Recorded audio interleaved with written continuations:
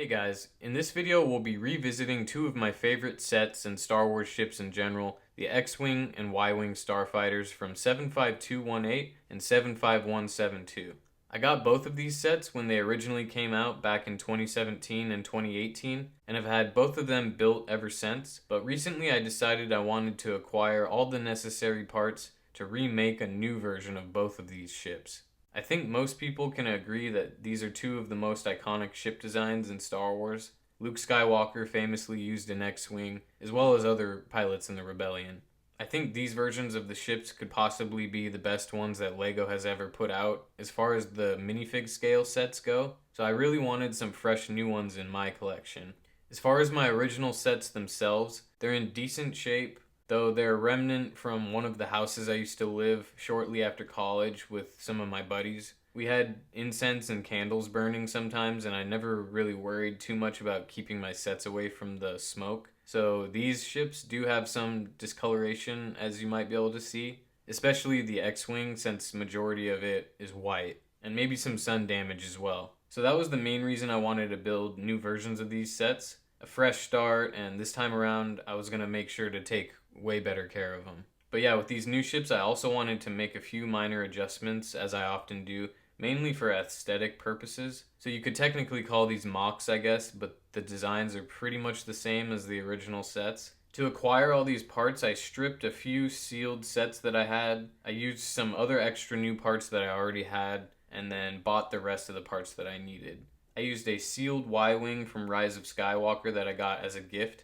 75249, and then the newer X-Wing 75301 that I had already had and didn't plan on building. I got that set mainly for the minifigs anyways, and I had recently opened it, so it was convenient to use. Overall, doing the set redesign this way was a lot cheaper than had I just bought new sealed versions of both of the sets, so I think it worked out. Let's take a look at the X-Wing first.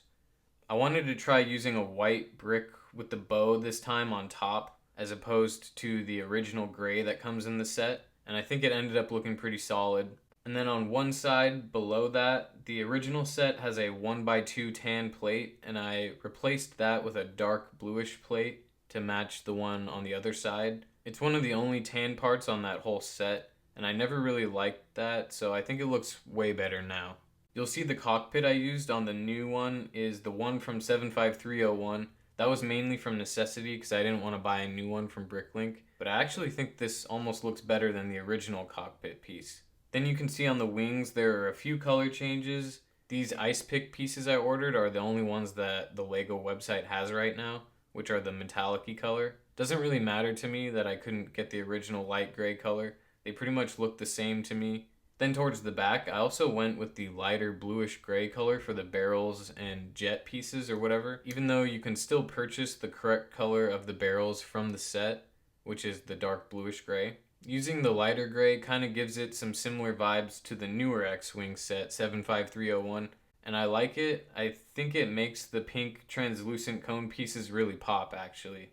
That's pretty much as far as it goes in terms of changes on the X-Wing, other than this landing part. I replaced the red Technic connector piece with a black one. Really slight change, but I think it makes a huge difference, and sometimes I wonder why LEGO uses the red ones in the first place, because they're always such an eyesore. Then lastly, I took out the stud shooters as I always do, but I did that on the original one as well, so that's kind of a non-story. Alright, and on to the Y-Wing. I think the changes on this set are a lot more noticeable. Again, it's just color changes mainly, but still makes a difference, you know? First off, I used the cockpit piece from the Rise of Skywalker Y-Wing, which has a white trim instead of the sand blue on the original cockpit from 75172. To match that new trim, you can see I replaced all the other cockpit parts with white as well, and I really like the look of that. Then all these brown parts I got from the LEGO website, if I recall, they're actually different part numbers now than the original brown parts, and I think it's because the color is slightly different now.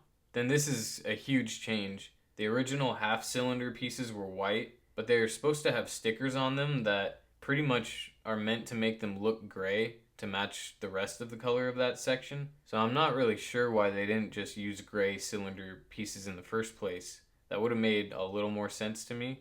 But that's also because I've never been a fan of stickers in general for my sets. You can see I didn't put them on the original one, and I wouldn't dare put them on the new one either. But you'll see I used gray cylinder pieces on the new one, and doesn't that just look so much better? I also bought gray dome pieces that I could always replace these white ones with, but I still think the white looks good on these and is probably the most accurate. Then lastly, on the bottom, I filled in the areas where the stud shooters are normally supposed to be. I hadn't done that on the original, but you know how I am with the stud shooters. The only problem I have with this Y-Wing is the giant eyesore, which is the blue Technic connector for the blaster turret. The color doesn't match the aesthetic, and I think it just looks horrible. Doesn't look as bad on the original because at least it sort of matches up with the sand blue on the cockpit. So I'm still looking for a remedy for the new one.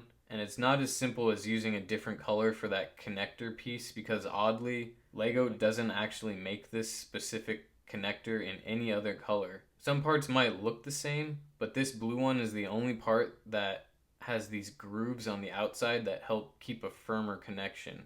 I tried it with a similar part of a different color, and the turret just spins around like crazy, so that's not going to work for me. So let me know if you guys have any ideas for that. Might just have to redesign the turret altogether. Overall, I'm really pleased with the look of these new ships, and I want to take way better care of them than the last batch.